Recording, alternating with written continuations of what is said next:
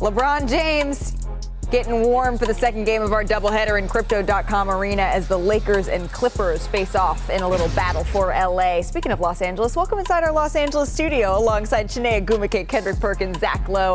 I'm Malika Andrews. The Indiana Pacers, they escape with the win in this one, a double-double for Tyrese Halliburton. What stood out to you?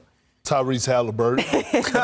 You know what's crazy is that I think about, Brock Purdy and his relationship with Tyrese Halliburton, and follow me. Stay with me for a second. And I think about all the comments that were made about whether Brock Purdy was a game changer, a game manager.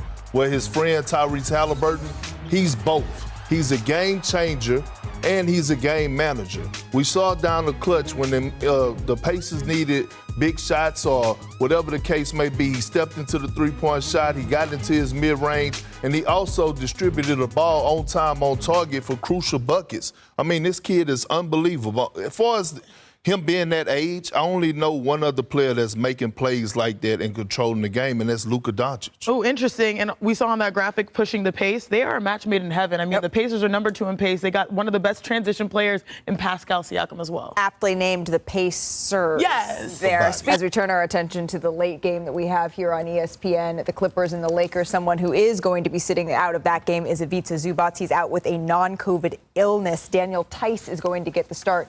Knowing that, what do you expect from Anthony Davis here, Zach?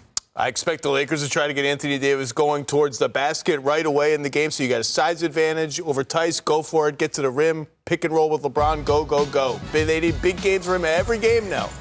Well, he got to want it, right? It's one thing for the Lakers to actually look for AD and want to establish him on the low block. But as a guy that's a franchise player, a talented guy like Anthony Davis, he got to call and demand the ball at times as well. Yeah, but I mean, he's been consistent so far this season. I see this more bigger picture when it comes to Lakers. They need to want to win the game. They want to win the battle for LA because they're up 2-1, right? They can go up 3-1 versus the Clippers so far this season. And most importantly, so there's no Paul George, right? No Zubac. Correct. Opportunities for the Lakers. Win the game. 11 out of their next 12 are right here across the street at Crypto.com. Their only other game, the 12th, right, is in Sacramento. March 26th. This is the most important stretch for the Los Angeles Lakers to really move up the standings. Well, they can really differentiate themselves from needing to win 2 games in the play-in tournament and win just 1. And that is a night and day difference, Zach. Right now, that's the whole thing from the Lakers. Get into the double elimination bracket and not the single elimination bracket. If you get top 6, that's great, but that's step 1. You know what's the whole thing for the Clippers? What? We're about to see them, Kawhi Leonard Jordan. That is the whole thing for the Clippers. Tip between the Lakers and the Clippers, that's coming up next. Dave Pasch, JJ Redick, George Sedano are on the call. We'll see you at halftime. The NBA on ESPN is presented all season long by State Farm. Like a good neighbor, State Farm is there. Welcome to downtown Los Angeles for the 97th and final meeting as co-tenants at Crypto.com Arena between the Lakers and Clippers before the latter moves south next year to a brand new venue. This is NBA Wednesday presented by State Farm. The Clippers have dominated the series of late, but LeBron James and Anthony Davis have won 2 of 3 meetings this year as they continue their push to avoid the play-in tournament. Kawhi Leonard, James Harden, and the Clippers still very much alive for the number 1 seed in the West and certainly talented enough to make their first ever trip to the NBA Finals. Clippers in 4th place right now in the West, but 2 back in the loss column of Minnesota and Oklahoma City.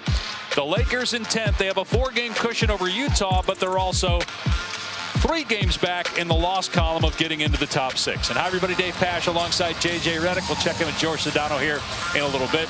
JJ, it feels like this is now or never for the Lakers. They're basically home for a month. They have their next 7 games in Los Angeles, including tonight. Well, this is a team trending in the right direction. The good news, they don't have to leave the state of California. The bad news, they have a number of the top teams coming up on their schedule. If they're going to move up in this loaded Western Conference, they have have to rely on the elite play of LeBron James and Anthony Davis, two guys both averaging around 25 points per game this season. So 7 straight games in LA, 12 straight in California. Meanwhile, for the Clippers, no Paul George tonight, considered day-to-day. So that's good news for them. Ivica Zubac is out as well.